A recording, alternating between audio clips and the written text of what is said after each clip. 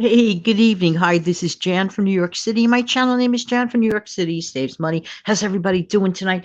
I was just thinking about a common thing that many of us people here in America use. It's called money.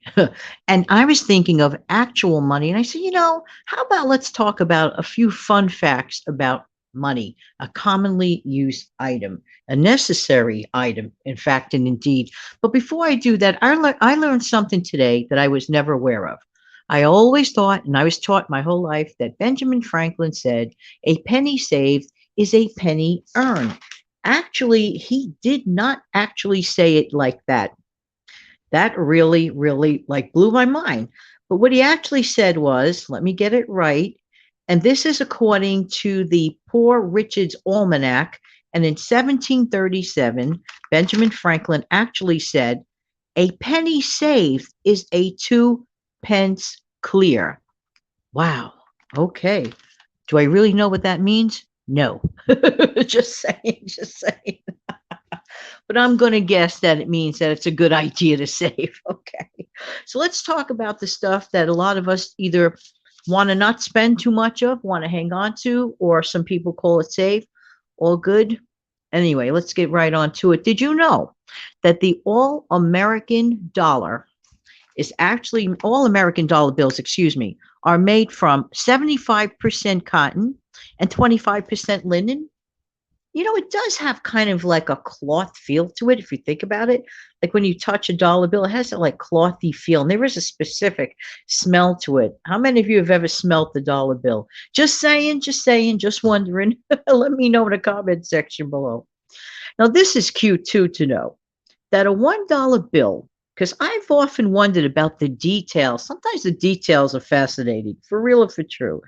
A $1 bill has 13 arrows, 13 leaves, 13 stars, and 13 stripes on it, as it was actually a symbol of the original 13 colonies. No, not because 13 could be a lucky number. I was like wondering, wow, that is a lot of detail if you really look at it. Oh my word. So, okay, now the appreciated lifespan of a $1 note. Did you ever appreciate it? Hello, I wrote this down like with chicken scratch handwriting in a hurry. By the way, I researched this on Google. This is not according to Janet. This is according to a Google research. Now, hello, the approximate lifespan of a dollar note lasts, guess how long? 4.8 years. Whoa. And a $100 bill circulates for about how long? 18 years. However, coins' longevity is supposedly not to be less than 30 years. That is a long time. Next, 5-cent coins minted from the years 1942 to 1945 cannot really be called nickel. And that's for a good reason. Why? Because they had no nickel in the alloy. Never knew that. But I wouldn't mind hanging on to one of those 1940 something ish coins. Next. Now this I never knew about. Okay. $100,000 bill.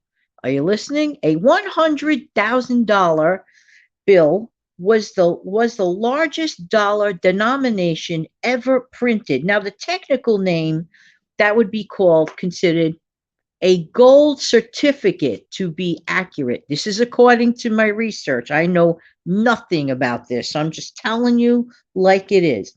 So, okay, so I'm not pretending to be, oh, Janet knows all about money. No, I do not. I just know I need to save it. Anyway, so let's go back to the beginning here. All right, let's get it right, Jan. A $100,000 bill, gold certificate to be accurate. It was actually intended for transactions between the Federal Reserve Bank. However, it was never circulated. Hey, let me tell you something. I would not want to be that person carrying that bill and losing it on a city bus. Just saying, just saying. Now let's see. I know I had another one over here somewhere. And the highest dollar denomination that has ever been actually circulated is $10,000. Again, I'm not getting on the subway or a bus with something like that if I was ever so lucky to have such a bill so high. There you go. It's amazing. It's amazing.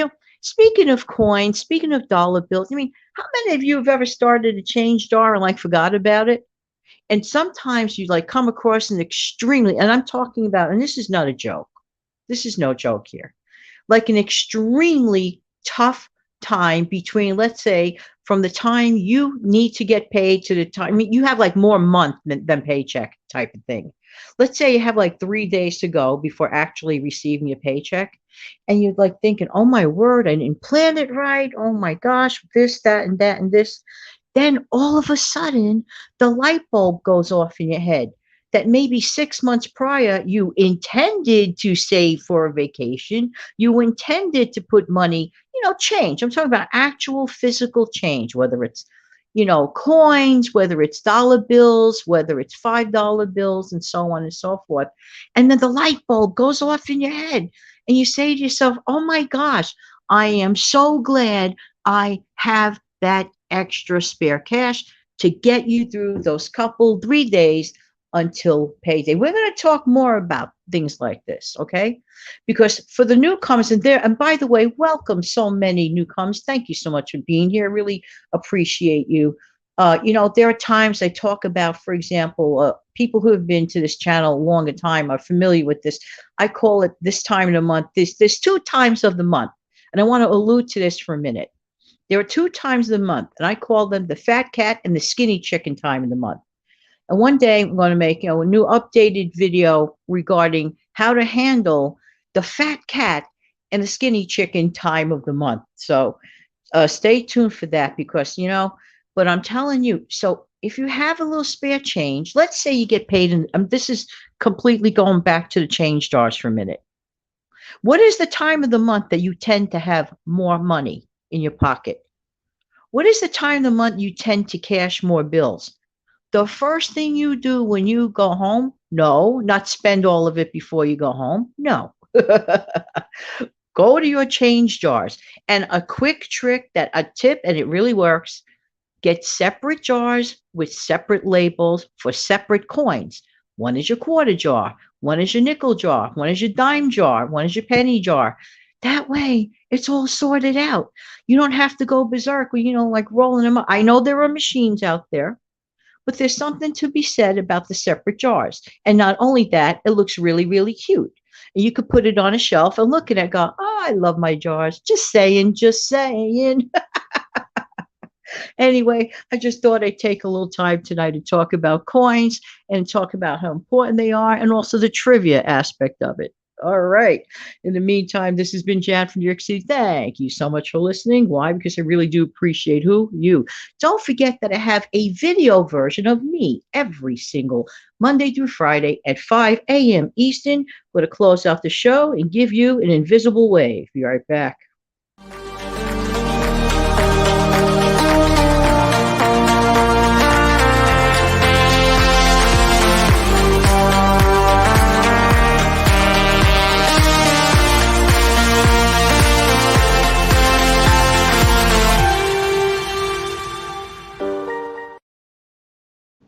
Have an amazing, fantastic night. Take good care. Bye-bye.